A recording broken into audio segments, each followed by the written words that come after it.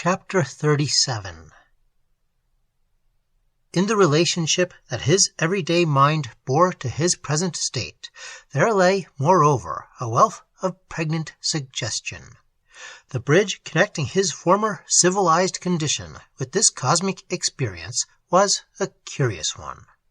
That outer, lesser state, it seemed, had known a foretaste sometimes of the greater, and it was hence had come those dreams of a golden age that used to haunt him. For he began now to recall the existence of that outer world of men and women, though by means of certain indefinite channels only. And the things he remembered were not what the world calls important. They were moments when he had known beauty. Beauty, however, not of the grandiose sort that holds the crowd, but of so simple and unadvertised a kind that most men overlook it altogether. He understood now why the thrill had been so wonderful. He saw clearly why those moments of ecstasy he had often felt in nature used to torture him with an inexpressible yearning that was rather pain than joy.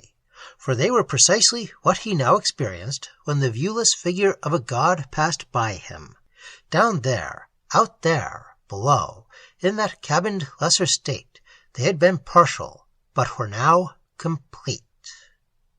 Those moments of worship he had known in woods, among mountains, by the shores of desolate seas, even in a London street, perhaps at the sight of a tree in spring, or of a pathway of blue sky between the summer clouds.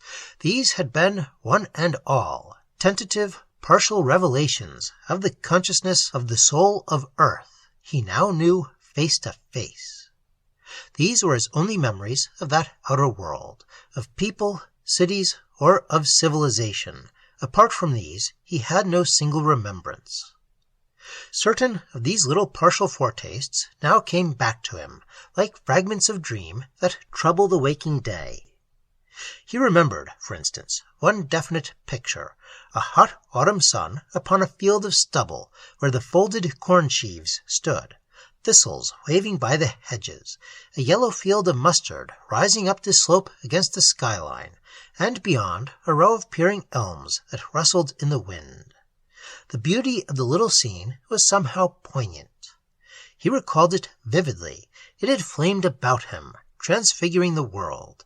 He had trembled, yearning to see more, for just behind it he divined with an exulting, passionate worship this gorgeous, splendid earth being with whom at last he now actually moved. In that instant of a simple loveliness, her consciousness had fringed his own, had bruised it.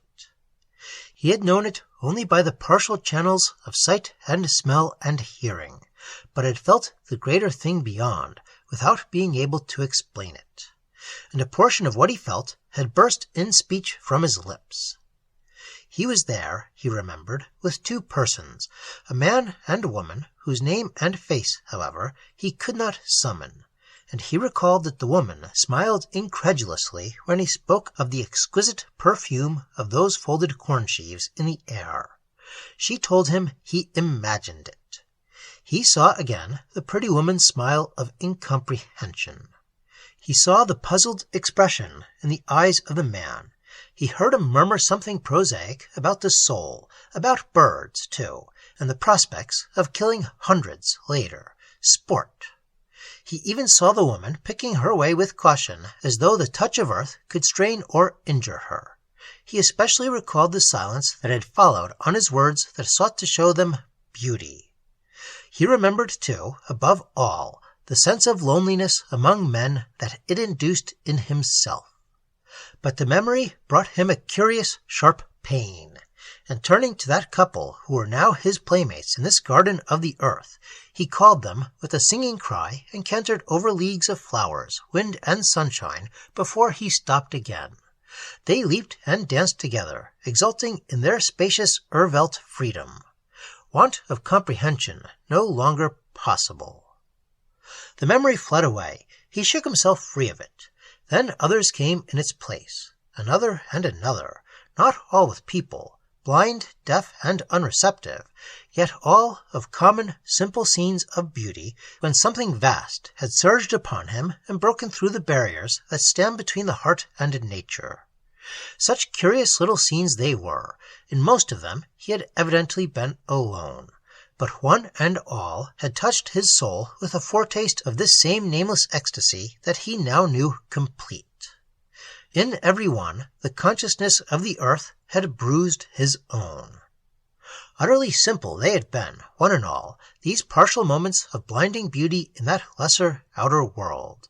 A big, brown, clumsy bee, he saw, blundering into the petals of a wild flower on which the dew lay sparkling. A wisp of colored cloud driving loosely across the hills, dropping a purple shadow. Deep waving grass, plunging and shaking in the wind that drew out its underworld of blue and silver over the whole spread surface of a field. A daisy closed for the night upon the lawn, eyes tightly shut, hands folded. A south wind whispering through larches. The pattering of summer rain upon young oak leaves in the dawn. Fingers of long blue distance upon dreamy woods. Anemones shaking their pale and starry little faces in the wind. The calm stillness of a pine wood in the dusk. Young birch trees mid the velvet gloom of firs. The new moon settling in a cloud of stars. The hush of stars in many a summer night. Sheep grazing idly down a sun-baked hill. A path of moonlight on a lake. A little wind through bare and wintry woods. Oh, he recalled the wonder, loveliness, and passion of 1,000 more. They thronged and passed and thronged again, crowding one another, all golden moments of revelation when he had caught glimpses of the earth, and her greater moods had swept him up into herself, moments in which a god had passed. These were his only memories of that outer world he had left behind, flashes of simple beauty. Was thus the thrill of beauty then explained? Was loveliness, as men know it, a revelation of the earth soul behind? And were the blinding flash, the dazzling wonder, and the dream men seek to render permanent in music, color, line, and language, a vision of her nakedness?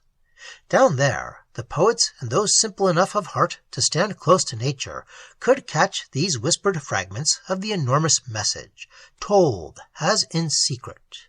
But now, against her very heart, he heard the thunder of the thing, complete. Now, in the glory of all naked bodily forms, of women, men, and children, of swift animals, of flowers, trees, and running water, of mountains and of seas, he understood these partial revelations of the great earth soul that bore them, gave them life. For one and all were channels for her loveliness. He saw the beauty of the natural instincts, the passion of motherhood and fatherhood, Earth's seeking to project herself in endless forms and variety. He understood why love increased the heart and made it feel at one with all the world. Moreover, in some amazing fashion, he was aware that others from the outer world beside himself had access here, and that from this garden of the earth's deep central personality came all the inspiration known to men. He divined that others were even now drawing upon it like himself. The thoughts of the poets went past him like thin flames, the dreams of millions, mute, inexpressible yearnings, like those he had himself once known, streamed by in pale white light, to shoot forward with a little nesting rush into some great figure, and then return in double volume to the dreaming heart whence first they issued. Shadows, too, he saw by myriads, faint, feeble gropings of men and women seeking it eagerly, yet hardly knowing what they sought. But, above all, long, singing, beautiful tongues of colored flame, that were the instincts of divining children and of the pure in heart. These came in rippling floods unerringly to their goal, lingered for long periods before returning, and all he knew were currents of the great earth life, moods, thoughts, dreams, expressions of her various consciousness, with which she had mothered, fed, and blessed all whom it was possible to reach. Their passionate yearning, their worship, made access possible. Along the tenderest portions of her personality, these latter came, as by a spread network of infinitely delicate filaments that extended from herself, deliciously inviting. The thing, however, that remained with him long after his return to the normal state of lesser consciousness was the memory of those blinding moments when a god went past him, or, as he phrased it in another way, when he caught glimpses of the earth naked. For these were instantaneous flashes of a gleaming whiteness, a dazzling and supreme loveliness that staggered thought and arrested feeling, while yet of a radiant simplicity that brought, for a second at least, a measure of comprehension. He then knew not mere partial projections. He saw beyond, deep down into the flaming center that gave them birth. The blending of his being with the cosmic consciousness was complete enough for this. He describes it as a spectacle of sheer glory, stupendous, even terrifying. The refulgent majesty of it utterly possessed him. The shock of its magnificence came, moreover, upon his entire being, and was not really, of course, a sight at all. The message came not through any small division of a single sense. With a massed yet soaring power, it shook him free of all known categories. He then fringed a region of yet greater being, wherein he tasted for a moment some secret comprehension of a true divinity. The deliverance into ecstasy was complete. In these flashing moments, when a second seemed 1,000 years, he further understood the splendor of the stage beyond. Earth, in her turn, was but a mood in the consciousness of the universe. That universe, again, was mothered by another vaster one, and the total that included them all was not the gods, but God.